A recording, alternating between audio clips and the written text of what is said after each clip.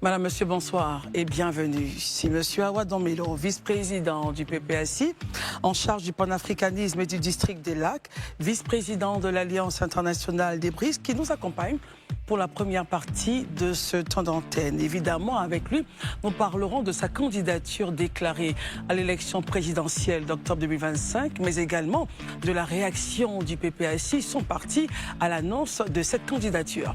Merci d'être avec nous. Le Grand Talk démarre maintenant.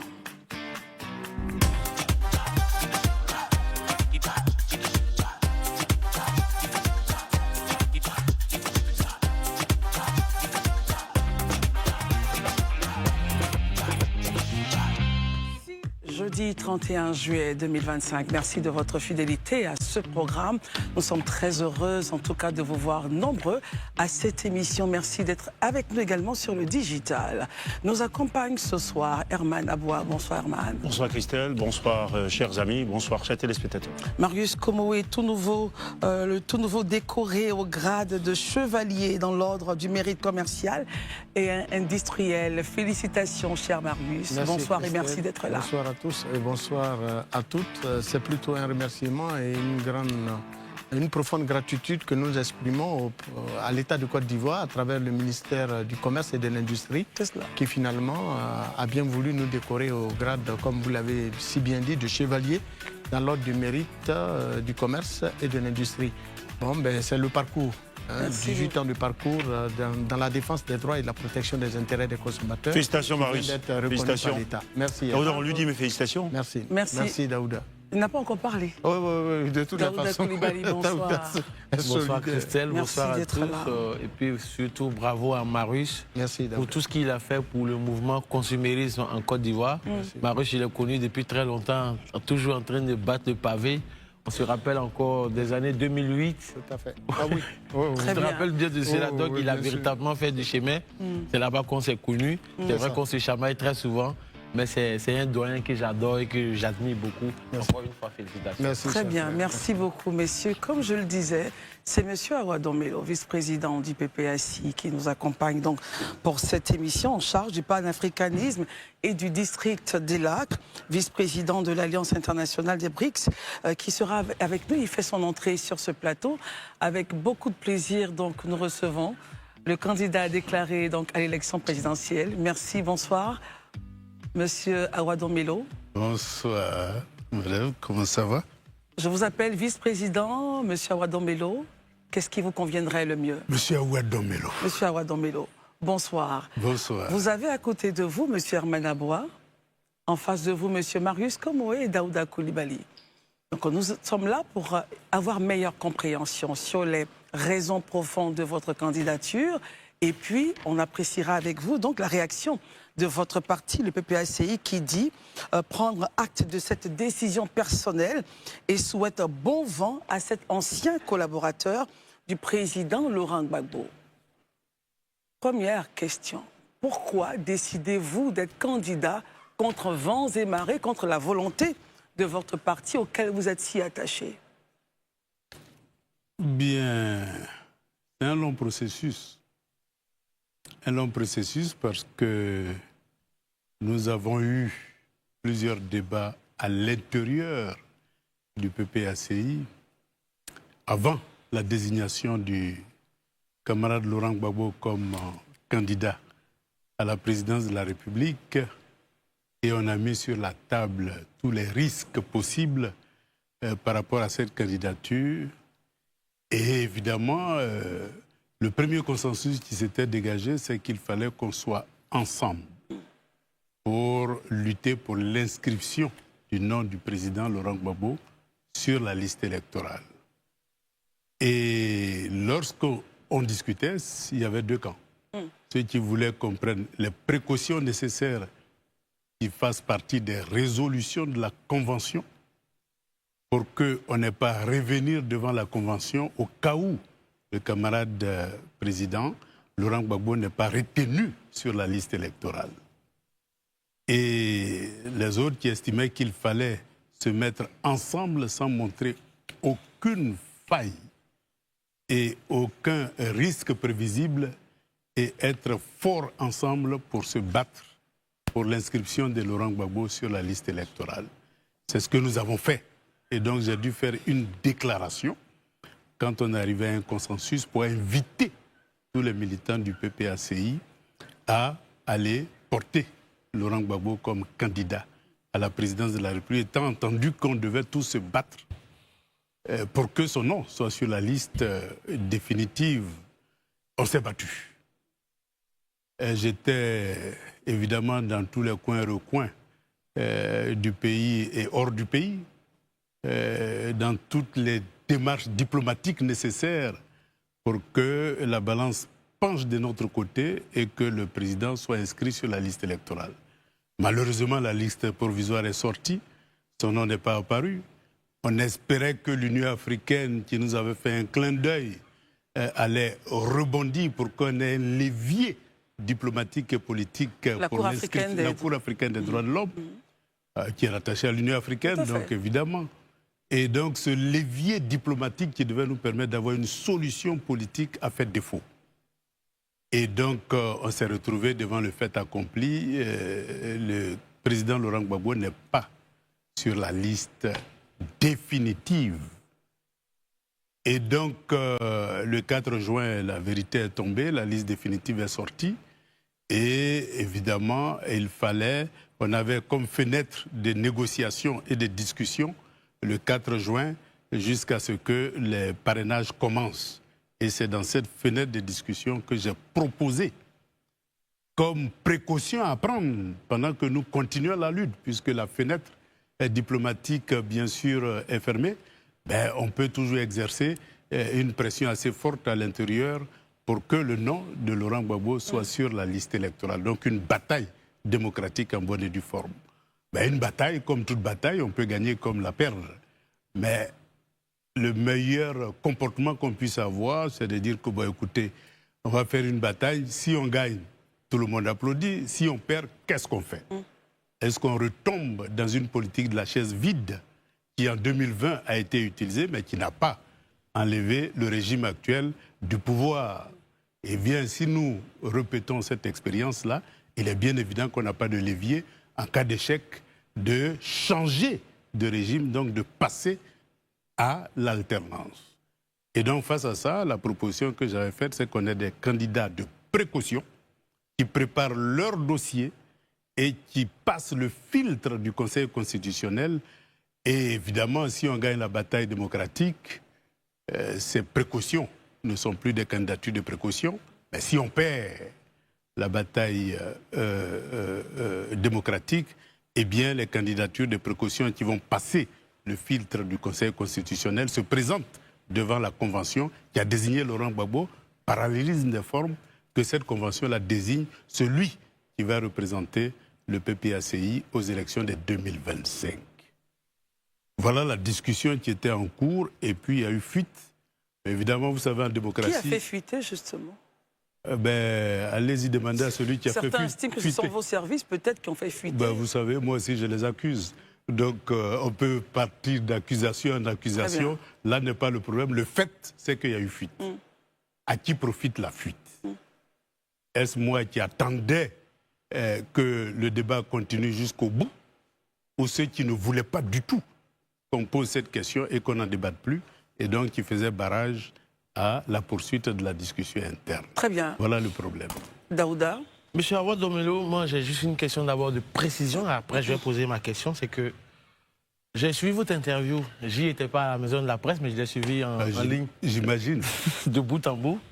Vous dites que vous êtes tout candidat à l'élection présidentielle, mais vous êtes toujours Gbagbo Laurent. Est-ce qu'en l'état actuel des choses, parce que la question de ma consoeur m'a un peu perturbé, quand elle a demandé comment elle vous appelle, monsieur Awa Domelo, vice-président, en l'état actuel des choses, est-ce que vous êtes toujours membre de la direction du PPACI? Allez-y, vous posez la question. Le problème d'être membre ou ne pas être membre, en politique, c'est pas ça qui est le problème.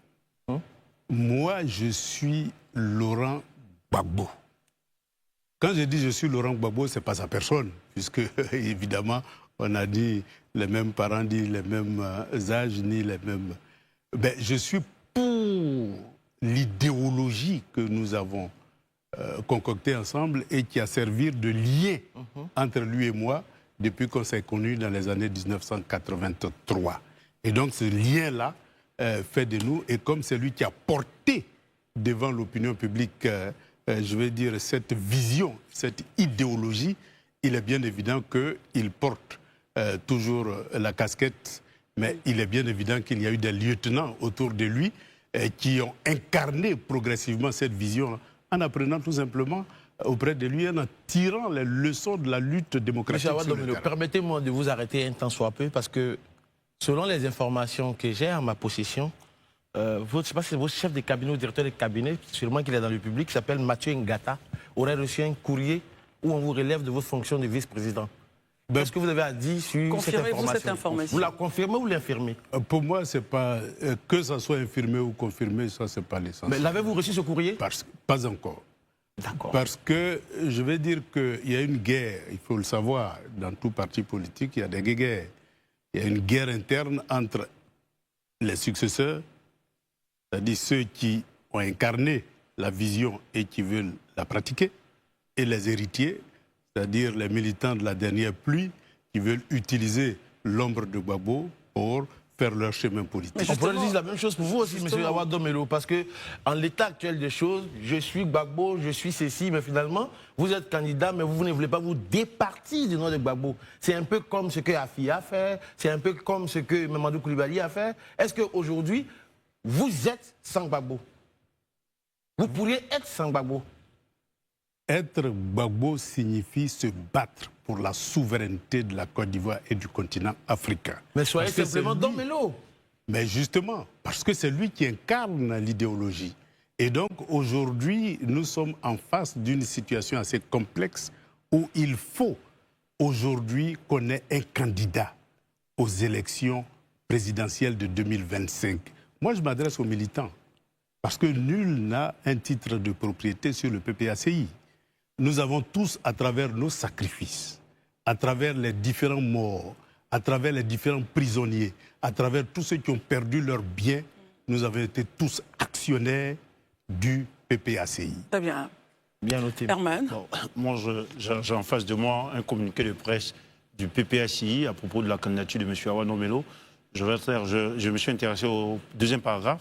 Le Parti des peuples africains, Côte d'Ivoire, PPACI, prend acte de cette décision personnelle et souhaite bon vent à cet ancien collaborateur du président Laurent Gbagbo. Je crois bien que cet ancien collaborateur m'a fait un peu tiquer. Est-ce que votre parti politique vous voit aussi maintenant comme dans le passé? Ben, justement, cette information est une information, mais comme je l'ai dit, il faut savoir une chose, c'est qu'au sommet, progressivement, les Ivoiriens vont comprendre. Progressivement, les militants du PPACI vont comprendre que ce devraient qui se comprendre passe les Ivoiriens et les militants du Laurent PPACI? Gbagbo est en otage. Pris en otage par qui? Je n'en dirai pas plus. Ils découvriront avec le temps. M. Awa Domelo, c'est un peu... Je ne dirai pas plus. Je ne dirai pas plus.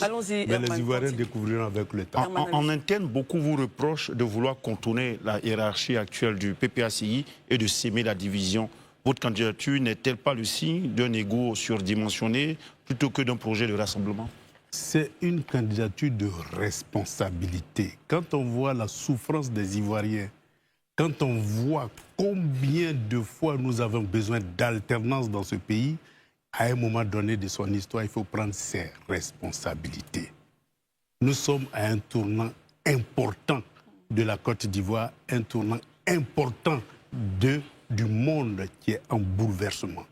Notre fenêtre de tir pour changer le cap actuel de la Côte d'Ivoire et virer dans le sens des pays émergents, eh bien c'est 2025. Et donc si cette lecture géostratégique n'est pas perçue par les Ivoiriens, nous risquons de regretter demain. Je prends encore un autre bout de phrase. J'offre ma candidature aux souverainistes et panafricanistes du PPACI, de la Côte d'Ivoire, d'Afrique et de la diaspora africaine, avec pour objectif de ne point manquer le train des BRICS pour réaliser un destin commun avec l'AES, la CEDEAO et le continent africain. En même temps que Laurent Gbagbo et ses collaborateurs semblent ne plus vous accepter, vous dites que vous le faites pour le PPACI, et aussi on voit un certain mélange entre AES et la CEDEAO que vous voulez fédérer. Qu'est-ce qu'on doit percevoir dans la démarche de Awa Domelo? Il faut savoir que la bataille pour la souveraineté est une bataille qui ne peut pas être individuelle, c'est une bataille globale. À savoir que la Côte d'Ivoire seule ne peut pas accéder à la souveraineté et maintenir cette souveraineté-là pendant longtemps si tous les voisins n'ont pas accédé à la souveraineté, parce que l'hégémonie occidentale utilise plusieurs manœuvres. Lorsque vous êtes souverain, eh bien, on active tous ceux qui sont autour de vous pour vous attaquer, pour vous faire perdre votre souveraineté. Et donc, c'est ensemble que nous pouvons acquérir la souveraineté. Dès lors qu'un des voisins n'a pas la même vision et la même compréhension de l'avenir commun de notre sous-région et l'avenir commun du continent, il est bien évident que les manœuvres de subversion contre ceux qui veulent s'affranchir de la métropole et de l'ancienne puissance coloniale auront toujours des difficultés. En 2011, c'est ce qui s'est passé. Laurent Gbagbo, avec toute son équipe, était seul contre ses voisins, seul contre l'Union africaine, seul contre la fameuse communauté internationale. Et bien seul contre tous, rien n'est possible. C'est en tirant les leçons du passé que moi, personnellement, j'ai décidé de ne plus m'isoler. Voilà pourquoi j'ai parcouru beaucoup de pays africains et que lorsque j'étais en Guinée comme conseiller spécial du président Alpha Condé, il m'a permis de rencontrer les autorités russes. Et lorsqu'il y a eu le coup d'État en Guinée-Conakry, il est bien évident que j'ai été bien accueilli par ces autorités. Ça m'a permis de rentrer dans l'Alliance internationale des BRICS et d'être en contact avec les grands décideurs de ce monde. Donc j'estime qu'aujourd'hui, on n'est pas seul. Et j'estime qu'aujourd'hui, on a toutes les relations internationales nécessaires.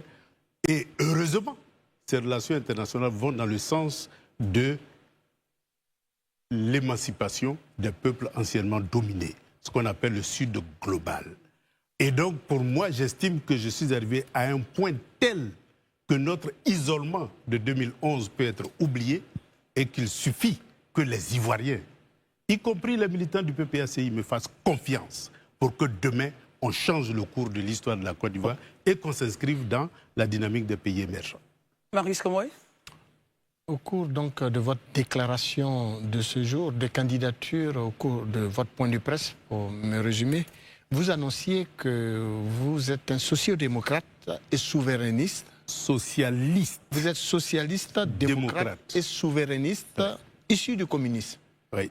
Qu'entendez-vous par là? D'abord, vous savez que le communisme, tel que on l'a connu à sa naissance, n'était pas pour la démocratie pluraliste. Parce qu'il y avait deux types de démocratie en ce temps-là. Ce qu'on appelait la démocratie populaire et la démocratie pluraliste. Et donc les communistes étaient pour une démocratie populaire. Évidemment, qui ne reconnaissaient pas les partis, et parce qu'ils estimaient que le seul parti qui vaille la peine, c'est le Parti communiste. Et donc qui ne connaissaient pas, je vais dire, de démocratie, mais de dictature du prolétariat. Et nous sommes progressivement passés de cette vision-là, qui n'a pas prospéré dans un certain nombre de pays et dans la majorité des pays, à une vision beaucoup plus multipartisane, mais une vision qui intègre démocratie et développement économique. Mais développement économique, non pas un libéralisme sauvage, mais un développement économique contrôlé par l'État en tant qu'acteur économique et en tant qu'acteur social, en tant qu'acteur culturel et donc en tant qu'acteur principal dans le processus de développement. Donc je suis démocrate parce que j'ai rompu avec la dictature du prolétariat, socialiste parce que je veux que l'État soit interventionniste et non un État qui se retire et qui laisse le marché décider de son sort. Alors que nous constatons que lorsqu'on laisse le jeu libre du marché, c'est les multinationales qui gagnent du terrain. Et aujourd'hui, nous constatons que notre développement est un développement de l'extérieur, par l'extérieur et pour l'extérieur. Donc nous avons un développement extraverti. Pour corriger ça, il faut l'intervention de l'État. Et c'est l'intervention de l'État qui va permettre de passer d'une économie externalisée à une économie internalisée. Très bien. Daouda. Monsieur Roy, tout à l'heure, vous aviez dit que M. Laurent Gbagbo était pris en otage. Je ne vais pas vous demander de me dire qui l'a pris en otage ou pas. Mais est-ce que cela voudrait dire confirmer ce qui s'est dit, que vous seriez en accord ou bien il y a eu un deal entre vous et M. Laurent Gbagbo pour votre candidature?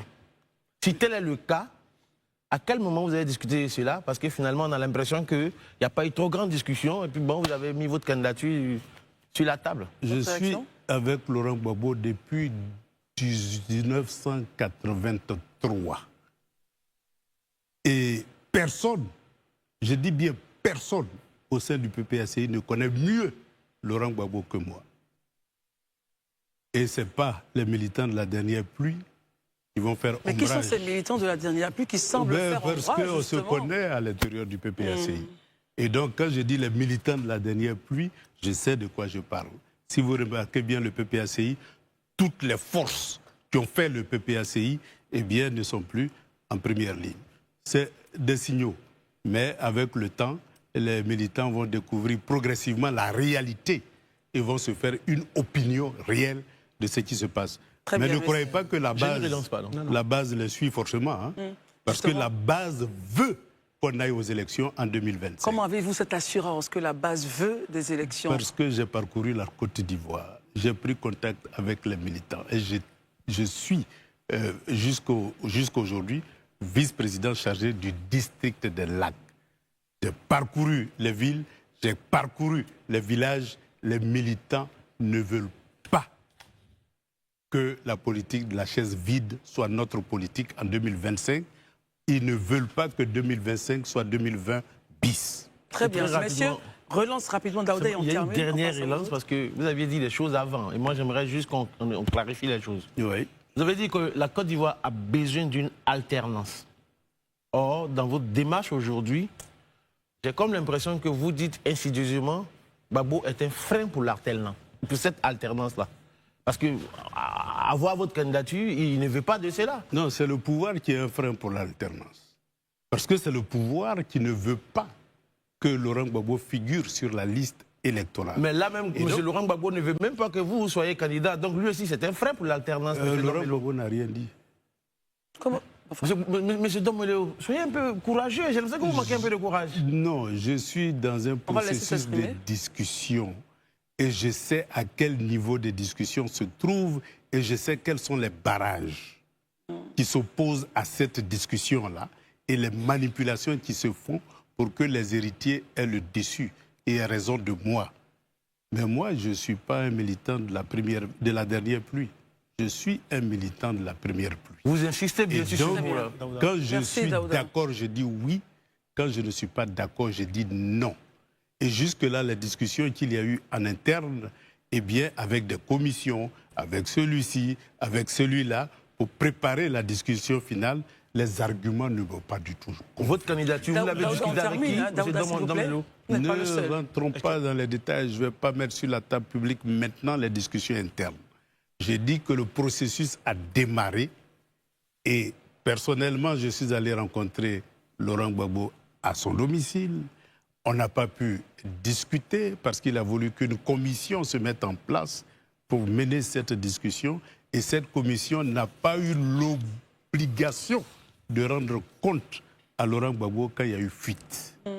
Bon, donc pour moi, j'estime que la discussion n'est pas épuisée. Parce que j'ai vu dans cette note-là, qui a apparu là, des dérives autoritaires du régime en place. Le PPACI, voilà, je lis, le PPACI donc demeure quant à lui fidèle à sa ligne politique et à son combat, celui d'un engagement résolu pour une Côte d'Ivoire souveraine, unie et démocratique. Il réaffirme son opposition totale et non négociable à la dérive autoritaire incarnée par la candidature illégitime à un 4e mandat de Alors vous voyez qu'on voit la paille qui se trouve dans l'œil du voisin, mais on oublie de regarder la poutre. Comment on peut appeler ce comportement si le débat interne n'est pas épuisé, que d'une manière autoritaire, on met fin à un processus qui a été initié. Donc Gbagbo est un frein pour l'alternance. Daouda, s'il vous plaît.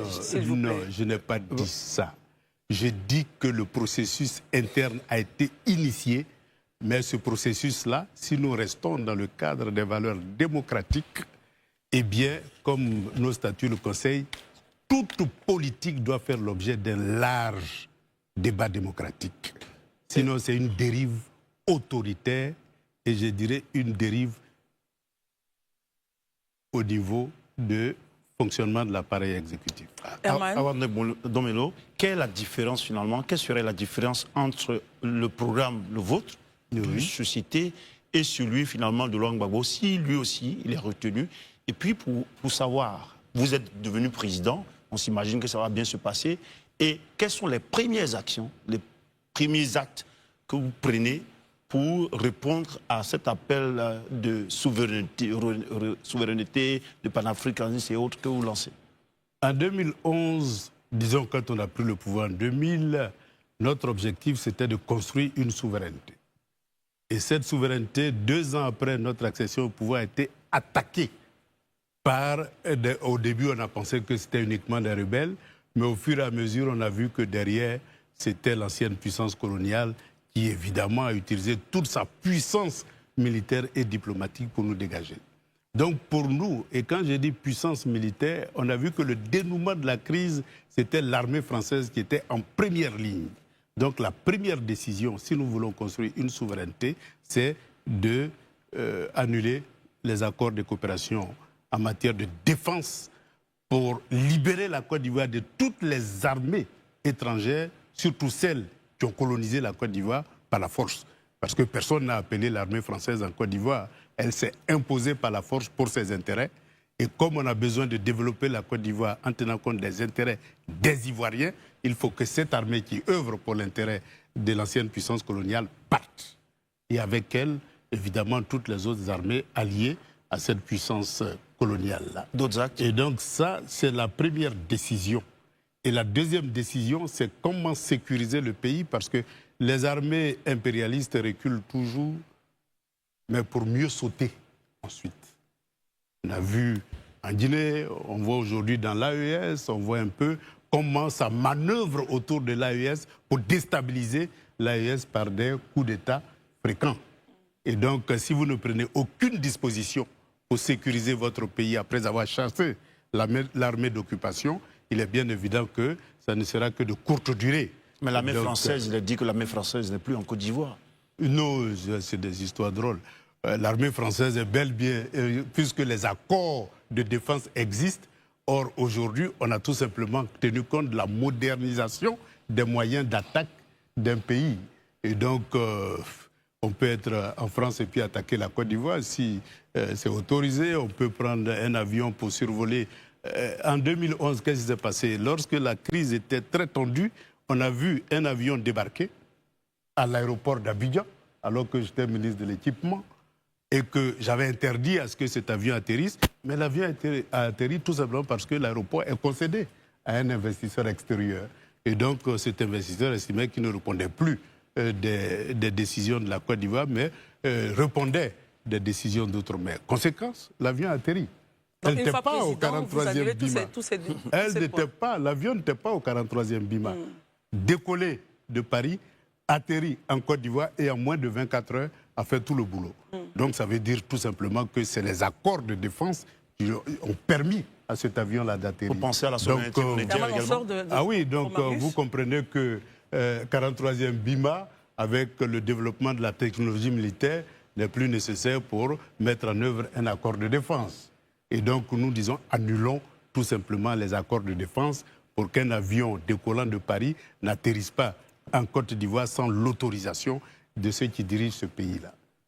Et donc c'est la première décision. Évidemment, les autres décisions, c'est les accords monétaires, parce que vous comprenez que nous sommes dépossédés de nos réserves en devises, nous sommes dépossédés de nos épargnes, et donc si nous voulons avoir une politique de crédit au profit des citoyens ivoiriens, il faut qu'on se réapproprie notre monnaie, on se réapproprie nos épargnes et qu'on puisse faire du crédit aux opérateurs économiques et de développer l'économie nationale par les Ivoiriens et pour les Ivoiriens. Puisque dans tous les pays développés, les acteurs nationaux dominent l'économie et créent des partenariats avec des opérateurs extérieurs.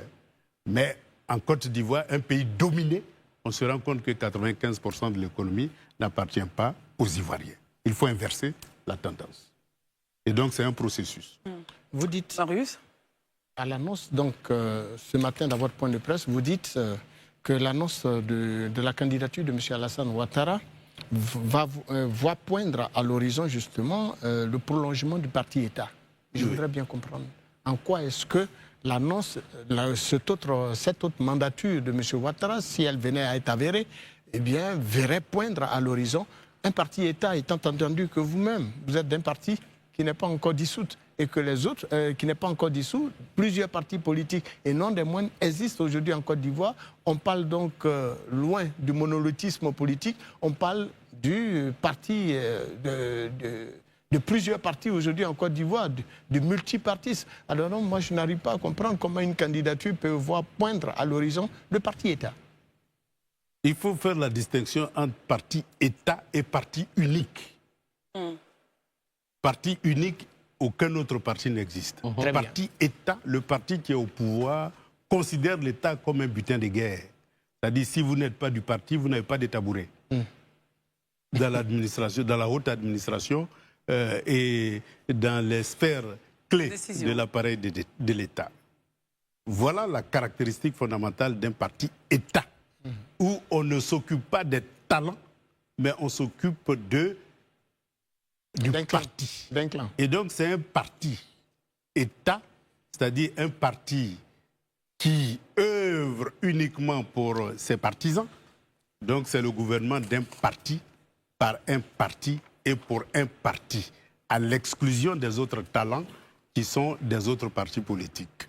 Et donc nous disons que le passage d'un parti État à un parti démocratique, eh bien, doit se faire cette fois-ci parce que l'exclusion est devenue flagrante en Côte d'Ivoire. Il suffit tout simplement de regarder un peu l'appareil d'État, du sommet jusqu'à la base, vous verrez que c'est des militants du même parti politique. Et donc, il faut mettre fin à ça parce que ça déstructure la nation ivoirienne. Ça divise la nation ivoirienne et ça gèle les talents qui sont dans les autres partis politiques.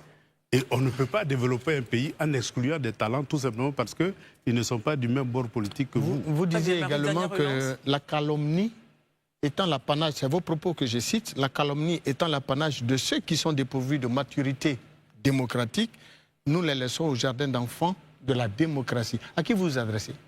Ben vous savez, les partis politiques, surtout le FPI, lorsque le FPI a été créé, eh bien sa première priorité, c'était la formation idéologique et politique. Et donc, c'était ça qui faisait sa force. Et donc, on disait, je suis FPI, mais je ne suis pas Gbagbo. C'est ce qu'on entendait dans les années 90.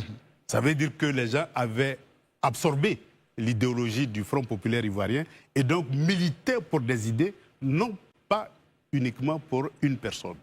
Mais lorsque la formation idéologique s'est éclipsée, aussi bien au FPI que pratiquement dans tous les autres partis politiques, eh bien, il y a eu une succession de militants qui n'avaient plus accès à la formation idéologique. Et donc, nous sommes passés des partis démocratiques fondés sur des idéologies, et l'idéologie a laissé la place à l'idolâtrie.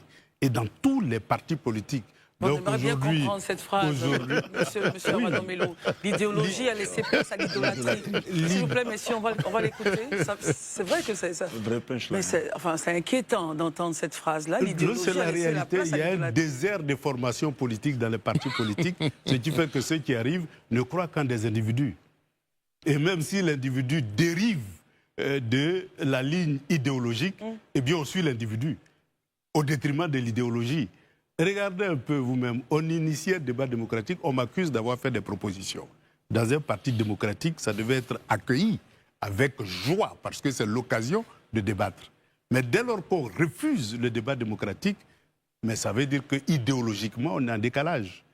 Et donc, c'est ça le problème, c'est que l'idolâtrie, vous verrez partout, hein, les pro-Ouattara, pro-Thiam, pro-Gbagbo. On ne dit plus pro-démocrate, pro-socialiste, pro-libéral. On a oublié toutes ces notions-là. Or, c'est ça qui doit fonder les partis politiques. Mais ce n'est pas les individus, puisque les individus ont une durée de vie limitée. Et donc, si on disait, par exemple, que tous les partis socialistes au monde étaient des pro-Karl Marx, il est bien évident que Karl Marx, il est mort il y a longtemps. Bien sûr. Voilà. Très Mais bien. ce qui a survécu, c'est l'idéologie socialiste. Très bien. Daouda? Tout à l'heure, vous avez parlé de parti-État. Aujourd'hui, la Côte d'Ivoire est gérée comme un parti-État, selon vous. Exactement. Et il n'y a pas de tabouret pour ceux qui sont de l'autre côté de la rive. Mais M. Awa Domelo, dans ce contexte aujourd'hui de parti-État, qui est devenu un mastodonte, l'opposition peine à s'unir. Ils ont des difficultés, que ce soit au CAPSI, que ce soit au PPACI, que ce soit même au PDCI, c'est compliqué. Mais vous, aujourd'hui, vous déclarez votre candidature. Est-ce que vous ne venez pas fragiliser la position du PPACI face à ce parti-État-là? Ce que vous appelez parti-État. Mais l'opposition est déjà fragilisée. Donc vous allez la briser en morceaux? Non, moi, mon rôle aujourd'hui, c'est d'aller vers toutes les pièces détachées pour les rattacher. Est-ce que c'est possible? Y a-t-il une possibilité, justement? Ben parce que j'ai conservé mes relations intactes avec Blé Goudé, avec Simone Gbagbo, avec Mamadou Koulibaly, avec Finguessan, avec toutes les pièces détachées. Vous les appelez avec M. Laurent Gbagbo. Ben évidemment, je suis avec lui, donc il est bien évident qu'à ce niveau, cela ne pose aucun problème. Mais je veux dire qu'aujourd'hui, il faut reconstruire une gauche forte sur des bases idéologiques. Les organisations qui existent aujourd'hui sont des plateformes de combat pour des conditions d'élection justes et transparentes, mais sans base idéologique. Cela a un avantage, c'est que ça permet de mettre tout le monde ensemble. Mais cela a un inconvénient, c'est qu'on ne sait plus pourquoi on se bat. Est-ce pour uniquement avoir le pouvoir et transformer le pouvoir en butin de guerre, ou est-ce qu'il s'agit de prendre le pouvoir pour mettre en œuvre un rêve, c'est-à-dire la souveraineté et le panafricanisme, qui est mon rêve à moi. D'accord. Rapidement, deux petites questions. La première question, c'est qu'aujourd'hui, je me rends compte de quelque chose. Est-ce que M. Awa Domelo ne fait pas tout ça pour brûler la priorité à ses camarades qui ont peut-être les mêmes ambitions que lui? Je m'explique. Après 2025, qu'on le veuille ou pas, Ouattara ne sera plus, il ne peut plus être candidat. Après 2025, M. Laurent Gbagbo, je le dis parce que même si la Constitution le voulait, le poids de l'âge et tout ça, ça sera compliqué. Est-ce que vous ne faites pas ça pour brûler la priorité aux politiciens, aux héritiers? Non, pas les héritiers, ceux qui viennent de la dernière pluie. Donc vous voulez les balayer du revers de la main et vous positionner en maître absolu du temps et de l'horloge? Là, c'est la première question. Maintenant, la deuxième question pour finir très rapidement. Ça sera la première parce qu'on va aller au journal et on va le garder. Bon, je le garde. On va le garder. Mais répondez à celle-ci, je vais au retour. Mais il répondra à la première question. Non, c'est-à-dire que moi, je suis un militant. Et mes décisions sont des décisions responsables. J'estime qu'être absent aux élections de 2025, c'est un crime. Pourquoi? Parce que c'est répété 2020. Je ne veux pas que 2020 se répète en 2025 et donc je ne veux pas de la politique de la chaise vide. Et ce que je ne veux pas, ce n'est pas moi seul, hein, c'est beaucoup de militants qui ne veulent pas de cette politique de la chaise vide-là. Donc les militants veulent qu'on ait un candidat aux élections de 2025 qui puisse permettre à la Côte d'Ivoire d'aller vers une alternance pour construire une alternative politique à celle que nous vivons aujourd'hui. Et donc voilà pourquoi je me suis décidé. Mais si mes propositions avaient été acceptées, j'avais proposé 2 ou 3 candidats. Je pouvais même ne pas être dedans. Puisque moi, je suis préoccupé ailleurs, à l'international, pour des activités qui me conviennent parfaitement. Parce que c'est dans la droite ligne de mes convictions. Je conseille plusieurs chefs d'État africains dans le sens de la souveraineté. Donc moi, j'ai déjà mon boulot. Mais je veux que la Côte d'Ivoire puisse accéder à cette souveraineté-là. Non, mais vous faites comme le formé Magnan, qui ne mange pas de cola, mais qui est sur le colatier, finalement. Je sais pas. On va réagir. J'estime que la politique de la chaise vide sera un crime pour le PPACI. Monsieur Awa Domelo, nous venons d'avoir là maintenant un communiqué de votre parti qu'il nous dit qu'il est mis fin aux fonctions de M. Awa Ndombelo en qualité de vice-président exécutif en charge des lacs et de la promotion du panafricanisme. Restez avec nous en seconde partie. Vous allez donc pouvoir réagir à ce communiqué-là. Pour l'instant, nous partons au journal avec Karel Dablé. À tout à l'heure.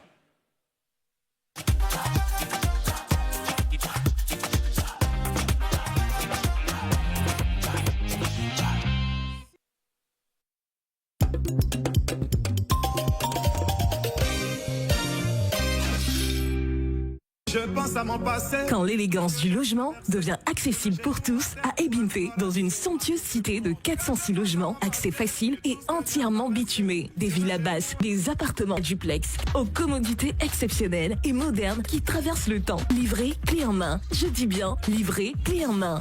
JAR Industrie Côte d'Ivoire, bâtissons ensemble le cadre de vos plus belles histoires de vie. Pour les visites, chantiers et informations, contactez-nous. WhatsApp, appel 07 03 94 03 14. Depuis 35 ans, nous nous rencontrons et apprenons à nous connaître. Nous avons vécu des petites et des grandes victoires. Nous avons murmuré des douces choses et avons créé des actes solidaires et inoubliables. Nous avons toujours été joyeux, festifs, enjaillés, célèbres pour notre hospitalité. Toujours différents et amoureux de nos traditions, le partage est au cœur de notre vie.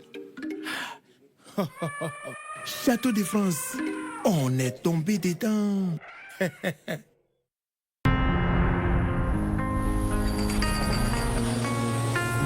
Envie de faire décoller tes gains? Faire exploser ta cagnotte? Trouver la bonne combinaison? Ou la stratégie gagnante?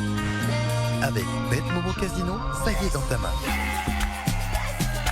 Choisis Blast, Aviator, Blackjack ou Poker. Mise, joue et surtout gagne. Jeu interdit aux moins de 18 ans, sous licence Lonassi. Non, parce que j'ai oublié de faire son transfert du mois. Il m'a bloqué. Les hommes d'aujourd'hui sont des princesses. Ils ne jouent pas dans mauvais rêves, hein. Ah, les femmes capables. Maintenant, on n'oublie plus de transfert. On met dans programmation. Alors, on fait quoi aujourd'hui? On programme les transferts. Avec l'appli Momo, tu peux programmer tous tes transferts d'argent pour qu'ils se fassent automatiquement. Télécharge-la vite et reçois 2 gigas de bonus après ta première utilisation. Momo, c'est simple, rapide et sécurisé. Qu'est-ce que j'ai oublié?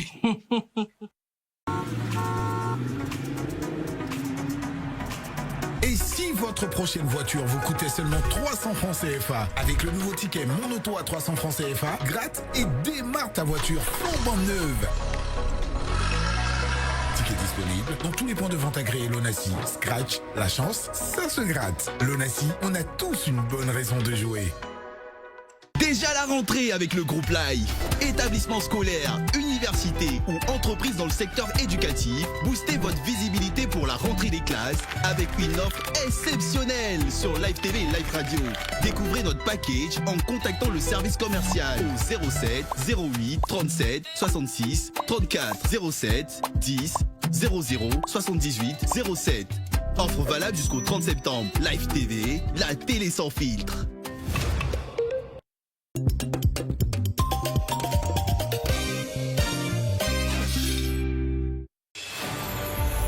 Donner en retour ce que la vie leur a donné. C'est la mission des anges dans Angels in My Life. Nous avons décidé d'offrir à d'autres ce que la vie nous a permis de recevoir, une chance. Du lundi au jeudi, des âmes aux histoires singulières et au courage hors norme vont tenter d'obtenir un financement afin de faire prospérer leur business. Je suis devant vous aujourd'hui pour vous demander la somme de 500 000. Maintenant, le reste d'argent, je garde pour pouvoir acheter les matériels. Si vous pouvez m'aider à payer le congélateur, parce que je fais Gilles à 4 h du matin, puis j'achète glace pour mettre dessus. Coup de cœur, vision, émotion, conseil, révélation, seconde chance. Que Dieu vous aide, que Dieu vous donne l'envie. Amen. Ne manquez pas votre émission sociale présentée par Fabrice Sawignon. Nous croyons que le rêve d'une personne peut devenir la réalité d'une communauté tout entière. Live TV, diffuseur officiel d'émotions. Live TV, la télé sans filtre. Prenez soin de vos proches, on vous aime très fort. Merci beaucoup.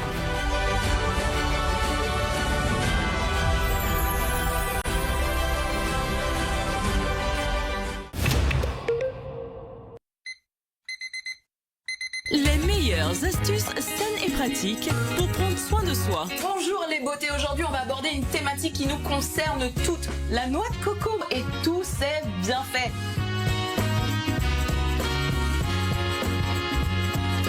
C'est une huile de soin que nous allons appliquer avant le shampoing. Imagine qu'on va appliquer une crème. C'est une crème matifiante, idéale pour les peaux grasses. C'est votre nouvelle capsule bien-être sur Live TV. Belle, hein.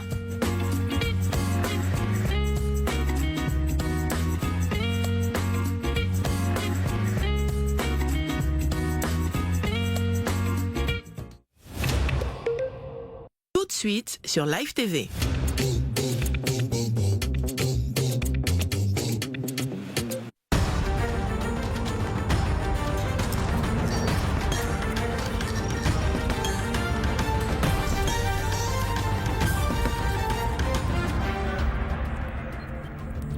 Madame, Monsieur, bonsoir. Bienvenue à cette édition du jeudi 31 juillet 2025. Au sommaire, la Côte d'Ivoire s'engage pour la paix mondiale avec le lancement d'une ambitieuse initiative internationale baptisée Créapaix, un projet qui vise à promouvoir la paix à travers un engagement accru des femmes et des jeunes.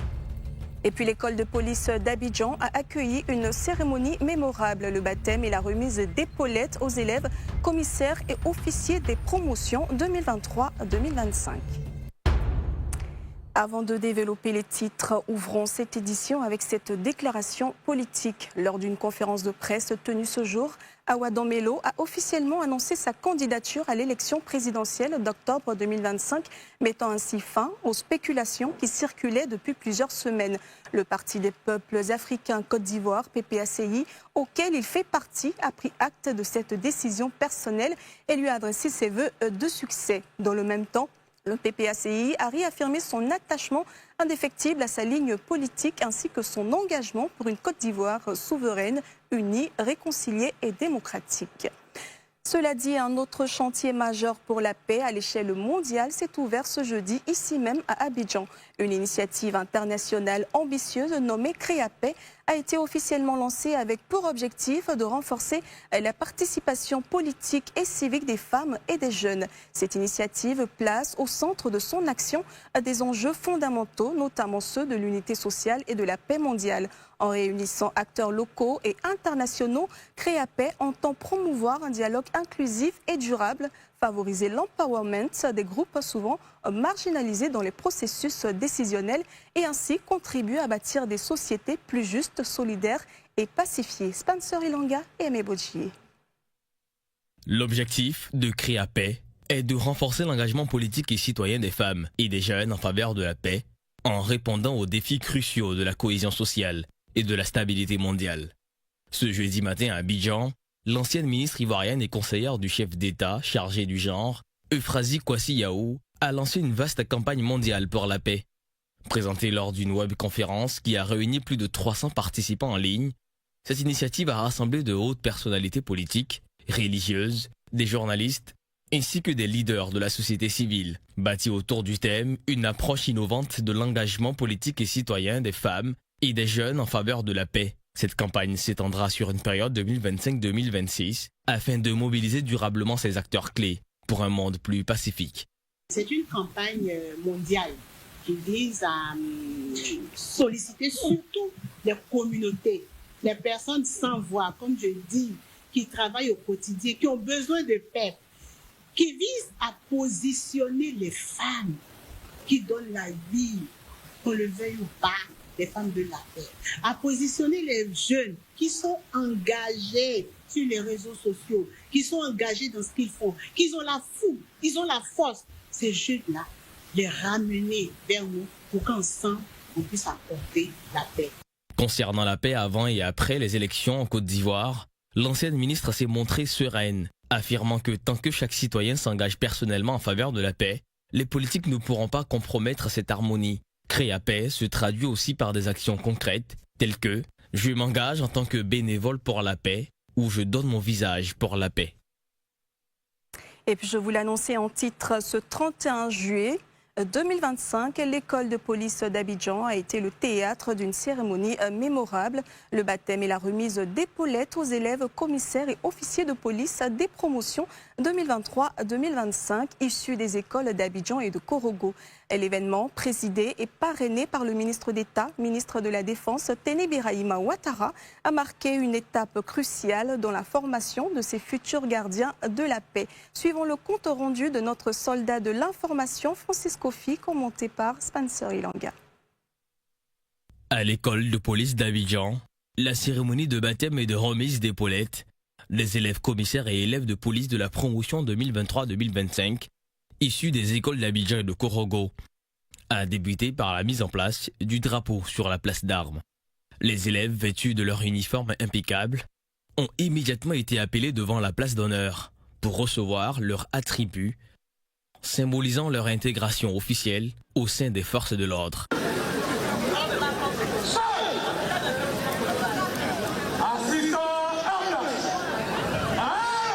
Parmi les nouveaux promus, on compte 96 commissaires de police, dont 19 femmes, et 362 élèves officiers, dont 91 femmes. Une mention spéciale a été faite pour les 8 officiers de la République du Congo qui ont également participé à cette formation. De plus, 24 commissaires et 45 officiers stagiaires issus des concours professionnels spéciaux ont également été honorés, ce qui témoigne de la diversité et de l'inclusion au sein de la police. Votre mission est plus que jamais essentielle. Le contrat social est fragilisé par des incivilités. Il est fragilisé par des violences. Il est tout aussi fragilisé par des trafics et des addictions destructrices. Face à cela, la police nationale doit demeurer une institution forte, une institution équitable, une institution humaine. Pendant ce temps, empreint d'émotion, famille et amis partageaient la joie et la fierté de l'événement. Le ministre d'État, ministre de la Défense, a souligné le rôle essentiel de la police dans la société et encouragé ses filleuls à exercer leurs fonctions avec intégrité et courage. Chers élèves commissaires et officiers stagiaires, les exigences de la fonction évoluent tout comme les réalités de commandement. L'autorité ne se décrète pas, elle s'incarne. Elle se manifeste par l'exemplarité, la rigueur morale, la capacité à écouter, à fédérer et à faire adhérer. Soyez des repères, des guides, des chefs justes, fermes et profondément humains. La cérémonie s'est conclue en beauté par un défilé impressionnant, au cours duquel les nouveaux promus ont affiché leur unité et leur fierté. Ce moment fort incarne leur engagement à servir et protéger la population ivoirienne. La promotion 2023-2025 est désormais prête à relever les défis de la sécurité publique, portés par sa détermination, son esprit de corps et son engagement sans faille. Tout autre chose à présent sur un fléau silencieux, la drogue. Un atelier national de renforcement des capacités des professionnels de santé et des acteurs communautaires s'est récemment tenu à Bassam. Il était consacré au système de surveillance et d'information sur l'usage de drogue en Côte d'Ivoire. L'objectif principal de cette rencontre était de faire le point sur la collecte des données hospitalières concernant les personnes consommatrices de drogue au cours du premier semestre 2025 et de planifier les prochaines étapes du processus. Spencer Ilanga et Aimé Pochi.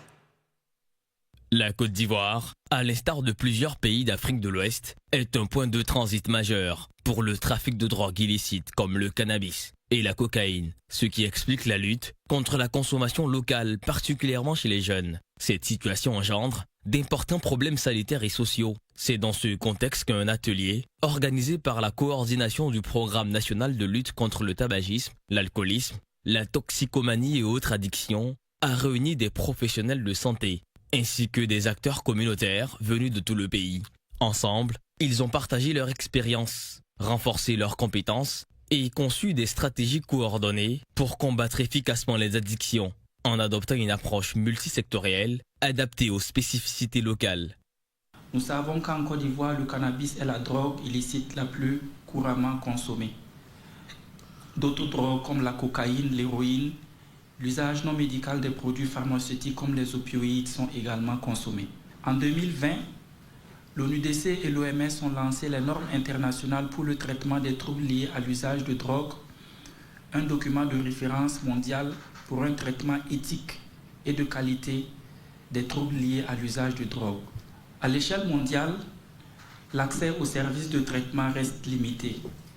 Il y a environ une seule personne sur 12 qui a accès à des services de traitement des troubles liés à l'usage de drogue.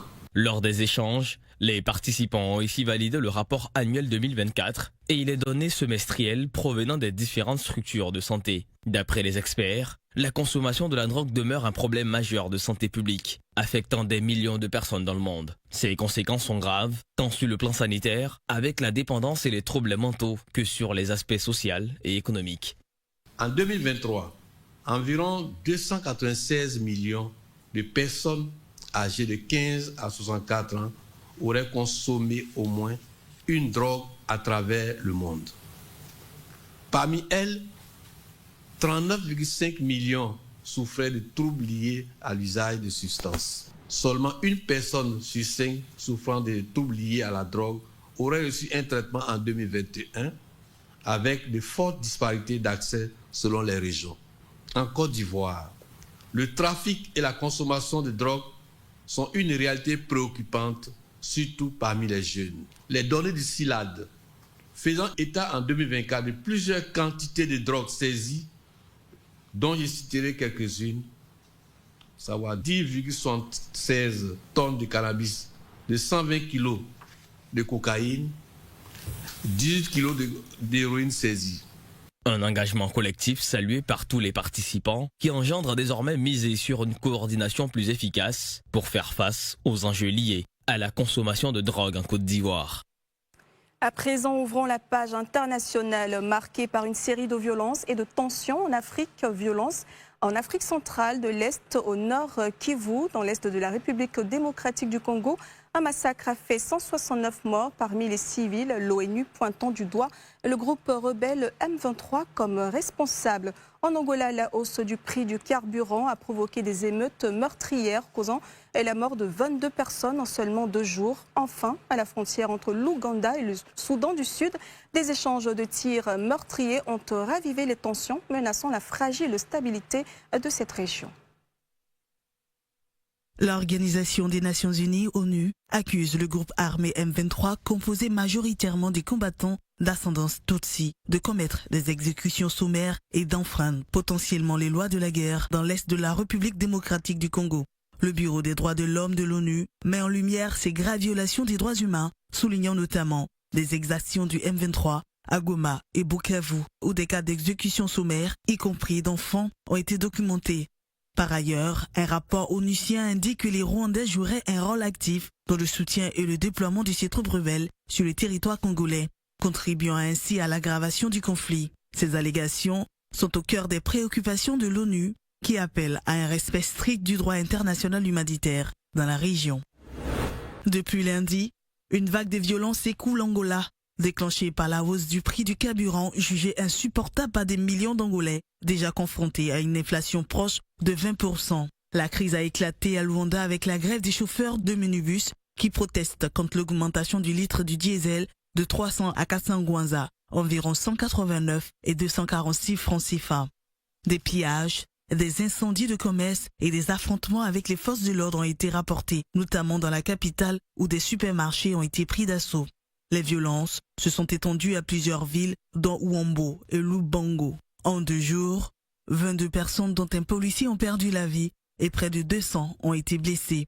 Depuis 2023, dans le cadre d'un programme soutenu par le FMI visant à rééquilibrer les finances publiques, le gouvernement angolais supprime progressivement les subventions au carburant qui représentaient 4% du PIB l'an dernier.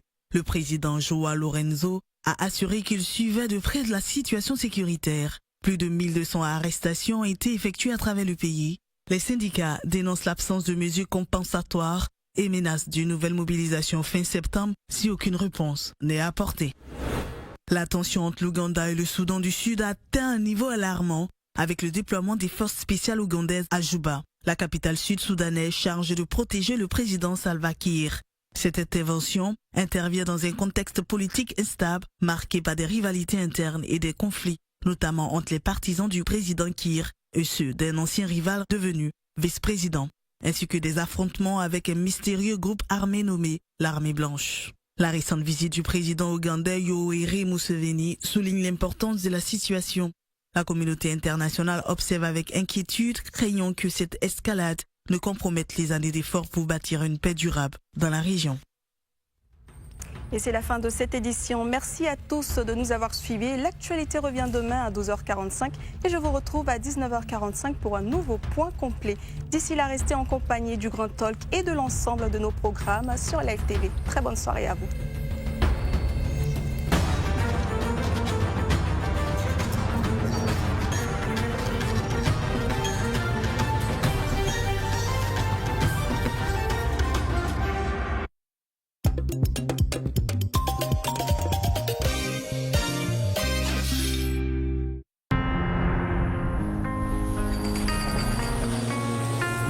Envie de faire décoller tes gains? Faire exploser ta cagnotte? Trouver la bonne combinaison? Ou la stratégie gagnante? Avec BetMomo Casino, ça y est dans ta main. Choisis Blast, Aviator, Blackjack ou Poker. Mise, joue et surtout gagne. Jeu interdit aux moins de 18 ans, sous licence Lonassi. C'est sur ce numéro-là, non? Tu es sûr que c'est sur ce numéro que tu as fait le dépôt? Aïe. Mais c'est toi qui as écrit, non? Aïe, mais c'est toi qui as lu, non? Ah, les gars. Mais non, je ne trompe plus. On met dans le QR Alors, code. on fait quoi aujourd'hui? On sécurise les retraits. Avec l'appli Momo, tu peux faire tes transactions à partir du QR code en toute sécurité, sans risque de te tromper. Télécharge la vie et reçois 2 gigas de bonus après ta première utilisation. Momo, c'est simple, rapide et sécurisé. Tu es sûr qu'il ne t'est pas trompé? Vas-y, ton 629. Imagine une belle villa avec un beau jardin dans un cadre paisible. Rien qu'à toi pour 500 francs CFA. Avec le nouveau ticket Villa Dorée à 500 francs CFA, gratte et deviens propriétaire d'une belle villa prête à être habitée. Ticket disponible dans tous les points de vente agréés Lonassi. Scratch, la chance, ça se gratte. Lonassi, on a tous une bonne raison de jouer.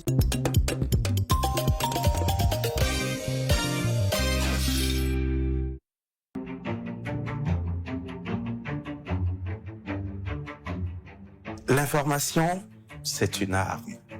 En période électorale, son bon usage est une responsabilité citoyenne.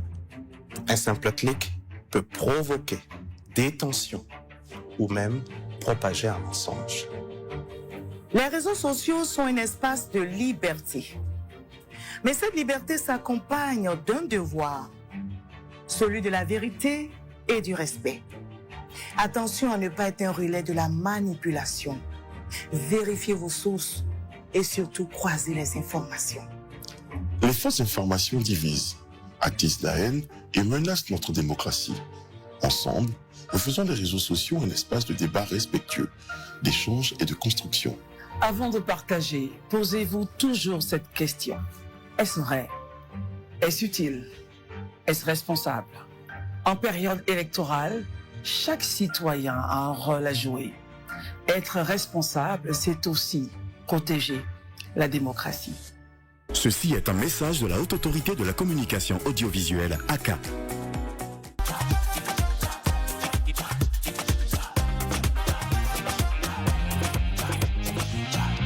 Merci d'être avec nous pour la seconde partie de ce temps d'antenne. Je rappelle que depuis le début de cette émission, nous sommes en compagnie du candidat à l'élection présidentielle d'octobre 2025, Awa Dombelo, vice-président, ex-vice-président du PPACI, en charge du panafricanisme et du district des Lacs.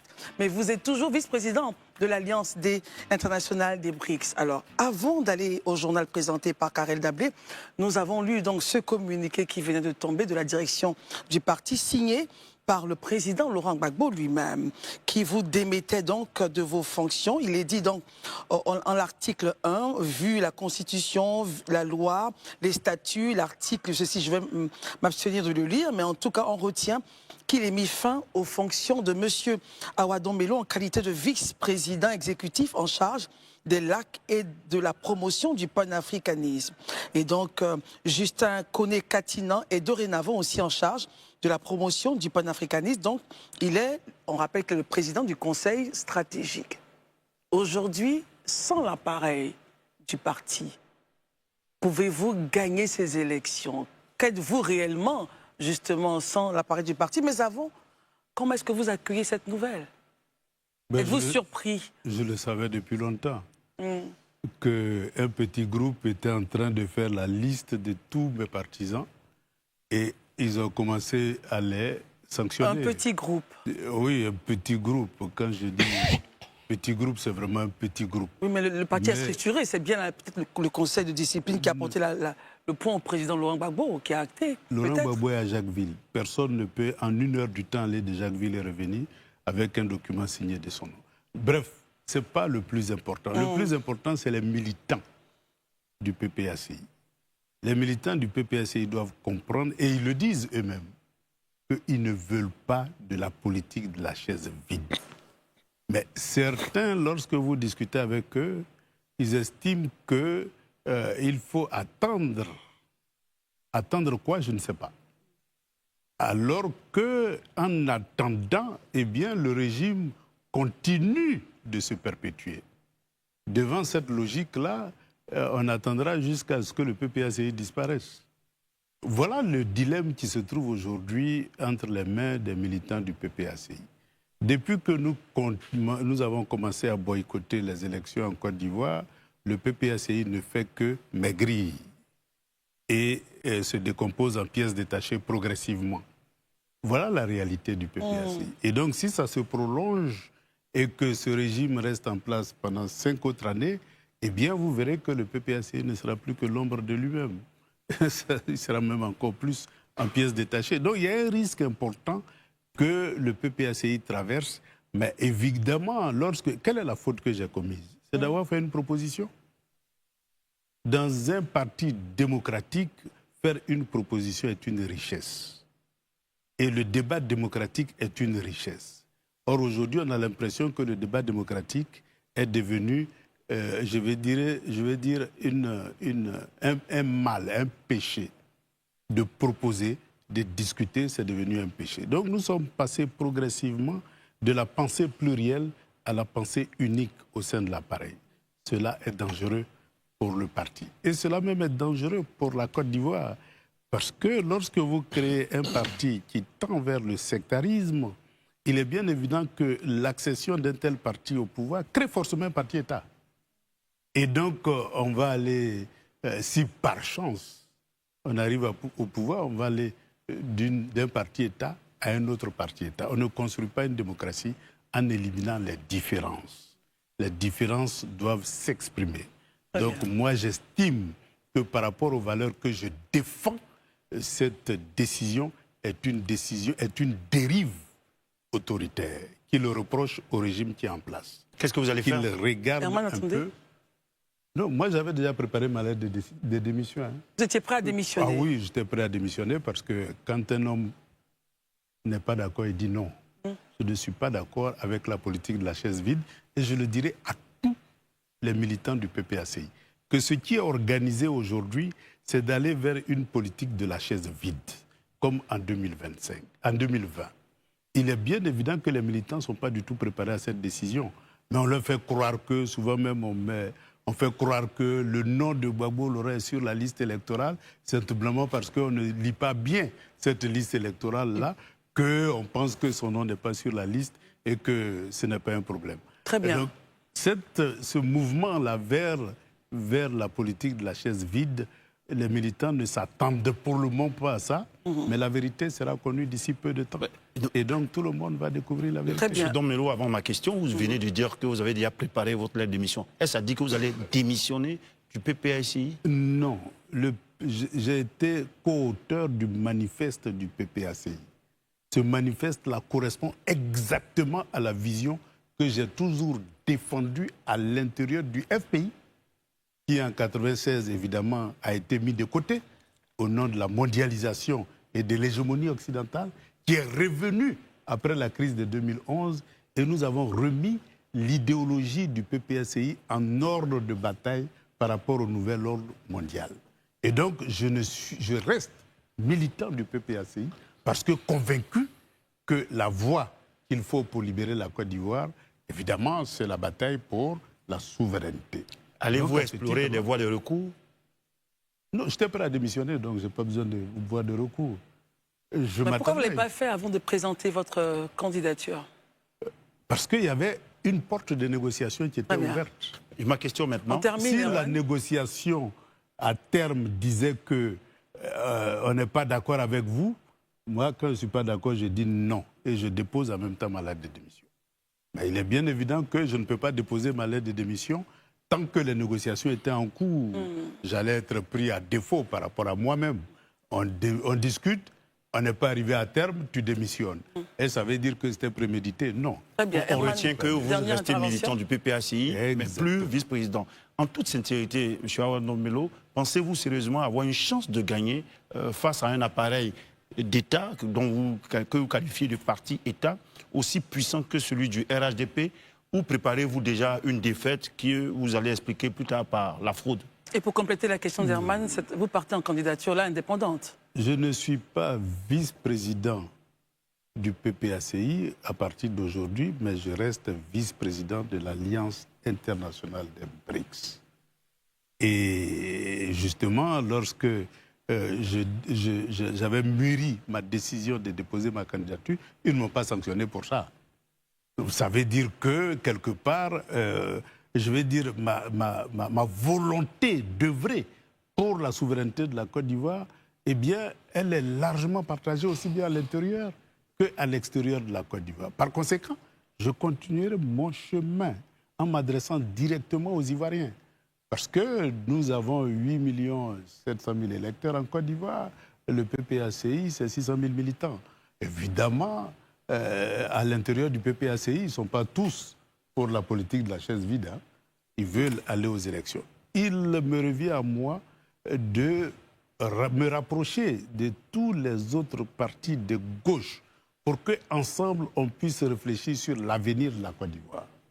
Et donc, en me rapprochant des partis de gauche, en m'ouvrant à la société civile, en m'ouvrant aux autres partis panafricanistes sur le terrain, nous sommes capables de reconstruire une gauche sur des bases idéologiques pour se lancer dans la bataille. Et si nous avons un discours clair, cohérent, en phase avec l'aspiration du peuple de Côte d'Ivoire, nous sommes convaincus d'une chose, le peuple nous suivra. Très bien. Marius, non, vous n'avez pas la parole. Déterminé. Daouda? Monsieur Awa Melo, vous avez dit tout à l'heure que vous étiez prêt à démissionner. Moi, je ne suis pas d'accord avec vous. Vous savez pourquoi je ne suis pas d'accord avec vous? Parce que dès l'entame de l'émission, je vous ai posé cette question concernant ce courrier. Vous avez donné l'impression de ne pas être au courant de quoi que ce soit. Mais après la sortie du courrier, vous dites que oui, j'étais prêt à démissionner. Est-ce que ce n'est pas une fuite en avant? Non, ce n'est pas une fuite en avant, c'est un processus. Vous savez, en 1996, lorsqu'il y a eu l'alliance FPI-RDR, dont j'étais absolument contre, j'ai démissionné. Parce que quand un homme n'est pas d'accord, il dit non, tout simplement. Moi, je suis un homme de conviction. Je ne suis pas un homme de complaisance ou qui cherche des postes. Voilà. Et quand j'ai démissionné, je suis resté militant de base jusqu'à ce qu'on reformule le programme du PPACI sur les bases des convictions auxquelles je croyais. À l'époque, c'est à ce titre-là seulement que j'ai accepté d'être membre de la direction. D'accord. Et ça m'amène à ma deuxième question qui est la suivante. Aujourd'hui, l'opposition demande un dialogue avec le parti au pouvoir. Avec ce que nous venons de voir aujourd'hui sur ce plateau. Vous venez d'être limogé en live. Ça, c'est une première. C'est exceptionnel pour moi qu'un vice-président soit limogé en live pendant qu'on est à la télévision nationale. Et justement, il y a comme en fait au sein du PPACI le manque de dialogue.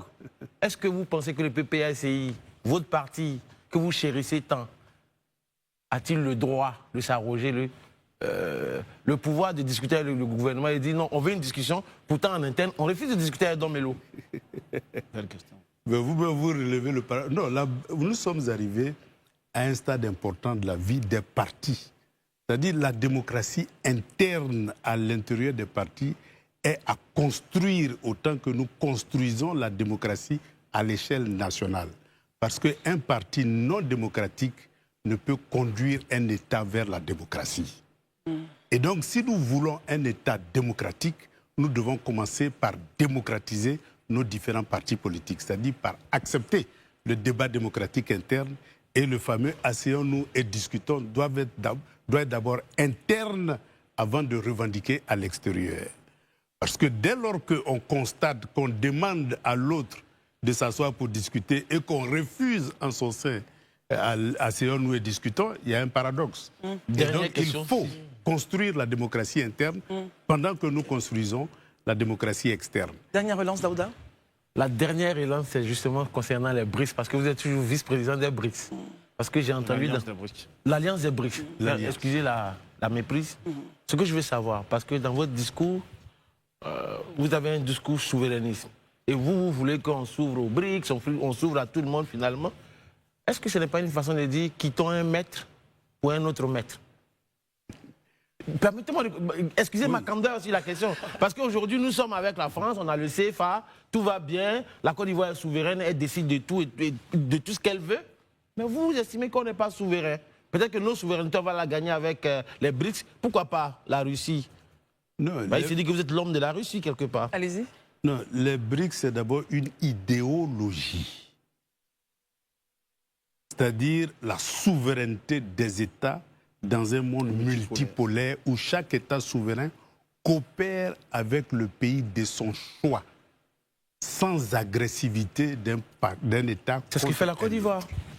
La Côte d'Ivoire, malheureusement, a des liens encore coloniaux avec l'ancienne puissance coloniale. C'est une vue de l'esprit. Non, je vous explique. Aujourd'hui, lorsque vous voulez coopérer avec la Russie, c'est impossible tout simplement parce que nos accords monétaires entre la France et la Côte d'Ivoire nous obligent à passer par l'Europe pour coopérer avec la Russie. Il n'y a pas de coopération directe sur le plan monétaire. C'est-à-dire que moi, je suis russe, je viens en Côte d'Ivoire, ma carte de crédit ne fonctionne pas parce que tout simplement, l'Europe a sanctionné la Russie.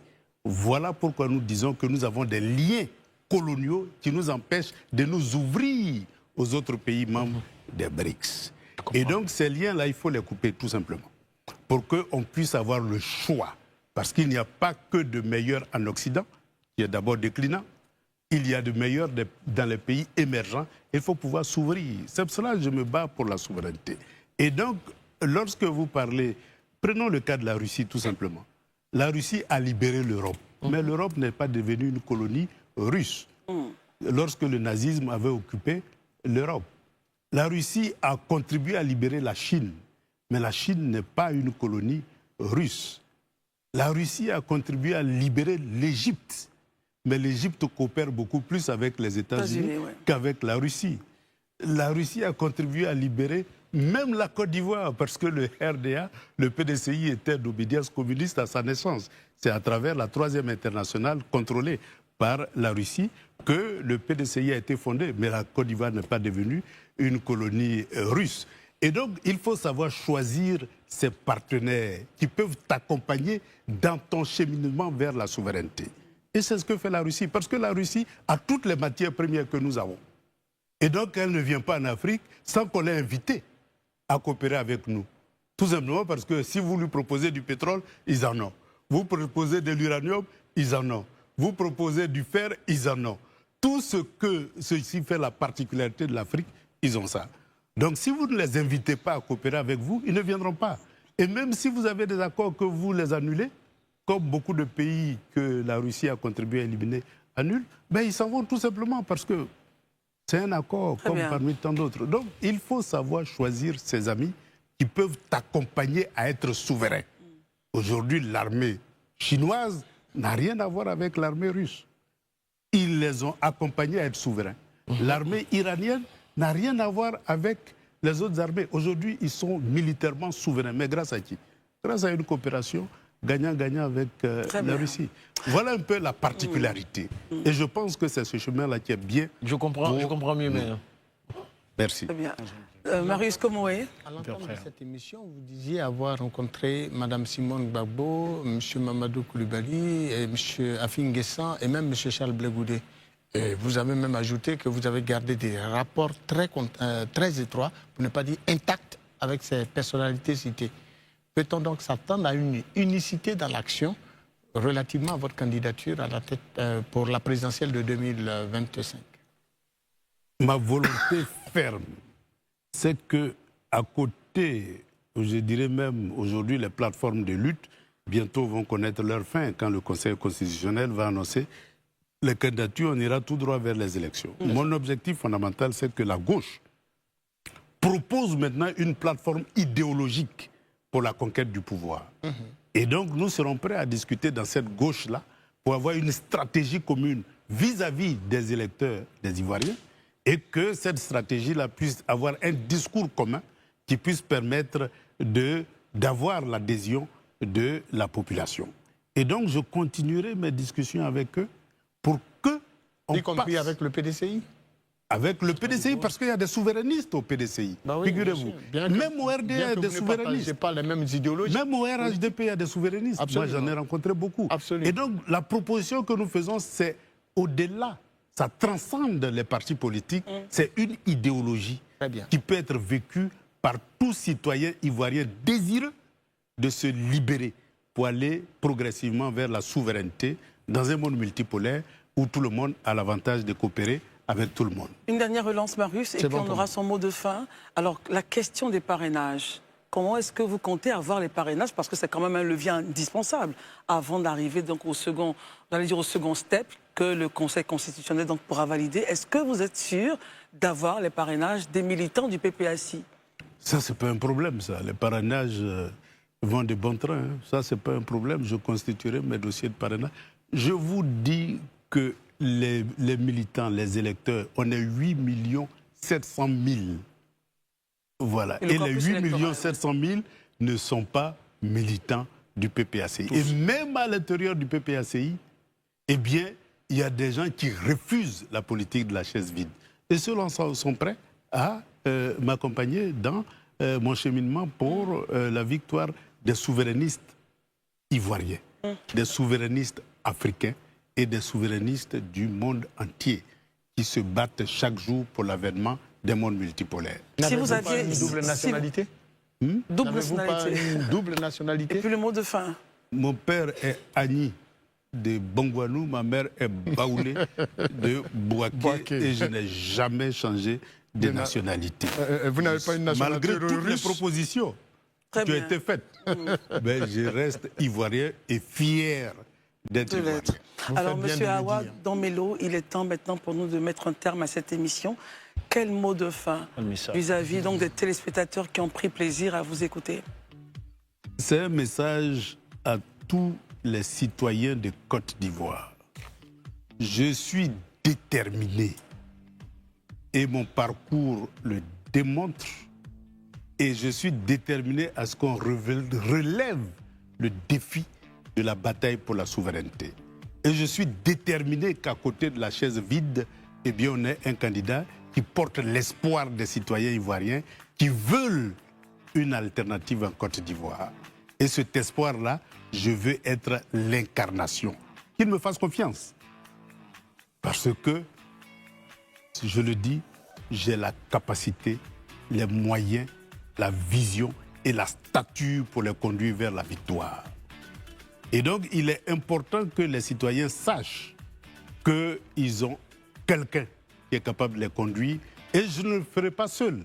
Ça sera toute une équipe de gauche, des leaders de gauche qui, ensemble, vont constituer une équipe. Parce qu'il n'y a qu'une équipe qui gagne. Merci d'être venu. Merci. Awa Danmelo. J'allais dire, vous étiez donc vice-président du PPACI en charge du panafricanisme et du district des lacs, vice-président de l'Alliance internationale des BRICS. Allons-nous donc vers une candidature forcément indépendante? C'est à cela qu'on va arriver, assurément. ADM. Mais la discussion interne, pour le moment, je dis bien pour le moment, parce que j'ai dit, moi, mon canal de discussion n'est pas encore fermé. Très bien. Eh bien, je suppose que c'est des manœuvres d'un groupuscule, et donc je continuerai ma discussion. Donc pour moi, ça reste ouvert. Je ne suis plus vice-président du PPACI, mais je reste vice-président de l'Alliance internationale des BRICS. Et militant actif du Et PPACI. militant actif du PPACI. Et en même temps engagé dans une politique d'union de la gauche pour une alternative crédible en Côte d'Ivoire pour les élections de 2025. Et donc j'irai vers tous les partis de gauche, j'irai vers tous les militants de la société civile partisans du combat pour la souveraineté pour qu'on constitue cette force-là qui est capable de gagner.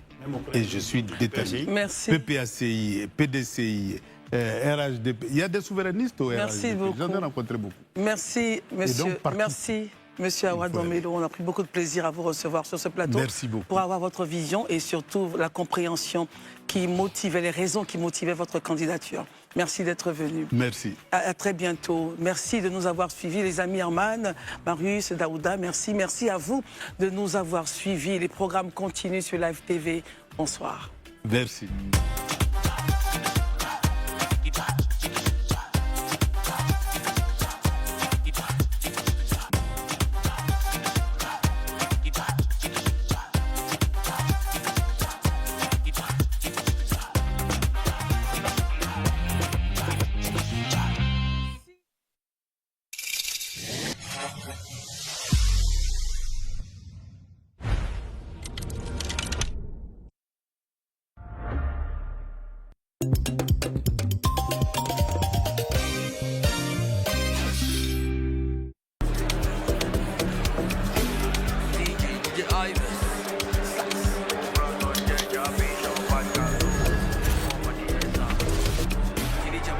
Au calamar, Didi B.